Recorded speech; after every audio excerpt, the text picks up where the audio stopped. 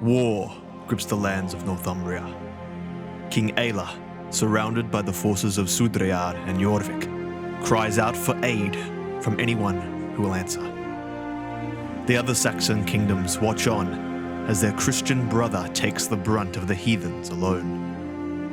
One man rides into Jorvik, hoping to change the fortunes of the people and turn the tide in favor of God. This is a Crusader King's story of petty King James Bond, Lord of Cornwall.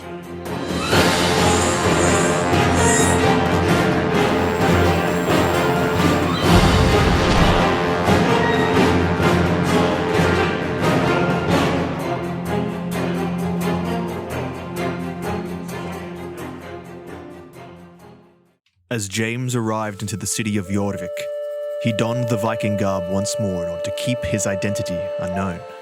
The city, once a bustling Saxon centerfold named Efferwich, was now littered with Vikings. Ever since the initial push of the invading armies years before, the Vikings had taken up residence and even took to working the fields to grow crops. They had rebuilt the area and fortified it well. There would be no getting through these walls easily. James immediately set to work to gather as much information as possible in order to render yet another Viking king dead. But as he scoped the city centre, he noticed that guards were posted everywhere, especially around the building James figured Jarl Halfdan would reside in. There would be no waltzing in like before with Jarl Ivar. This time, he needed someone on the inside to aid him in his plan. He decided that after a long ride to Jorvik, that perhaps maybe it was best to not get so stuck down and work right away. That perhaps he should lift his feet up and relax, slow down and settle in, as this might be a long mission with no clear end in sight. He quickly found the local tavern and hit the bar. "Mead, shaken, not stirred," he said to the barmaid. She looked at him puzzled, but gave him the shaken mead all the same. It wasn't good.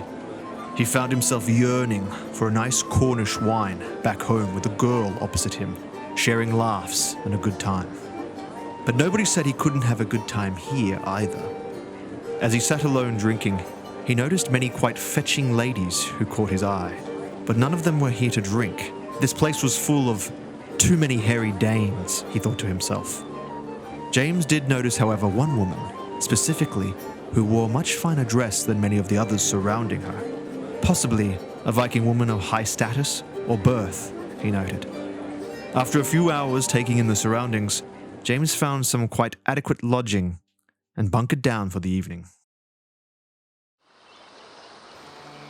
James arose early the next morning and headed for a secluded washing place he had spotted outside of Jorvik on his way into town. He undressed and made his way into the cool morning waters of the river. As James bathed, he soon overheard chatter and laughter coming from nearby. He stayed low in the water as to not attract attention, but the group was coming this way. To his joy, it was a group of young women. James, overcome with happiness at the situation, hid until they all entered the water. When the time was right, he made his move. "Hello there," he said, emerging from the water. The women all shrieked at the sight of James, and while laughing, bolted for the shoreline. All except for one. James recognized her. It was the Norse woman in finer dress from the night before. She stood her ground, challenging James. Mustering up as much charm as possible, as to not frighten the women, James politely asked them, "Oh, please, do come back in. The water is lovely." The Norse woman spoke out. "You should leave before I tell my father about this." Another girl shouted from the shoreline. Halfdan is going to have your head for spying on Saga. This was his in. James would sway the affections of Halfdan's daughter, Saga, the truth speaker of Jorvik. He just needed to win the crowd. He promised he would leave them be if he could meet with Saga again. The ladies ashore oohed and ahed in amazement, and both parties agreed and planned to meet up later. Arriving at the agreed meeting place, James noticed he seemed to be at some sort of pagan ritual site. It made him feel uneasy, for he had heard many things of Viking witches and their insidious curses. He did not want to fall prey to their clutches. To his surprise, however, Saga and her entourage arrived pleasantly. Saga even sported a little smirk as she made her way over to James. They got to talking. She noticed his accent and that he was not a Northman. She was not bothered, however, despite their warring peoples. Saga seemed to have made peace with the Saxons living in Jorvik. Not to mention, she seemed to have 2 Saxon women in her company. James inquired about them and soon learned that they were both daughters of the Earl of Durham, Bjortwaro and Ildgith. They were captured on a raid by Halfdan, and he made them his women. Saga, seemingly having kindness in her heart, took them in and gave them friendship despite the circumstances of their imprisonment. James knew right then and there that he had his agents against Halfdan. He just needed to persuade them to risk their lives for it. Many months soon passed as James continued to make small inroads into his blossoming romance with Saga, daughter of Jarl Halfdan. He also managed to convince the Durham sisters to aid him in his attempt at the leader of Jorvik's life.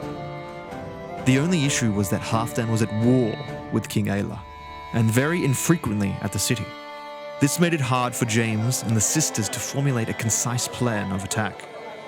Soon, however, word spread on the streets that Halfdan was returning, and there was to be a large festival as the Vikings had apparently won a great victory over the Northumbrians. The town bustled with excitement as Jarl Halfdan and his warriors marched into the city, carrying with them a prisoner of noble birth. It was King Ayla of Northumbria, wounded and in chains. The Vikings ushered him along while cheering and laughing. They took him to the town square and shackled him to a post for all to see. The people sneered at him and hissed. Ayla was hated and despised by the Northmen, as he was the one responsible for the death of the Viking legend Ragnar Lothbrok. If James was going to act, it had to be soon. A few hours later, he secretly met and consulted with Bjortwaro of Durham, the elder of the 2 Saxon sisters, about what needed to be done. The girls would prepare the way for James to enter Halfdan's chambers and lay low the Viking lord. As they were discussing the intricacies of the plan, however, there began to be a commotion outside the lord's quarters. News was spreading fast that apparently there was a conspiracy to murder the Jarl. The guards immediately doubled, and James sunk just a little, feeling his chance to assassinate the Jarl of Jorvik rapidly slipping away. Bjortwaro, looking shocked and fearful for her life upon hearing this development, told James she was out. She couldn't be a part of this any longer. The scheme had ended in failure, but maybe James could still save King Ayla. Soon a crowd gathered again that night in the square where Ayla was being held. Music started to play in the background. The festivities and tonight's entertainment were just about to begin. Halfdan emerged to the cheers of the people. He let them know that tonight would be the night that Ragnar would be avenged, and that everyone wouldn't be completely derived of some sport, as Jarl Halfdan himself would perform the famous Blood Eagle on King Ayla in front of the crowd. The crowd cheered. Ayla was no man of war, at least not anymore. Age had caught up with him, and Halfdan was in his prime. As the drums began to sound, Halfdan made his way towards Ayla. The torture was about to begin.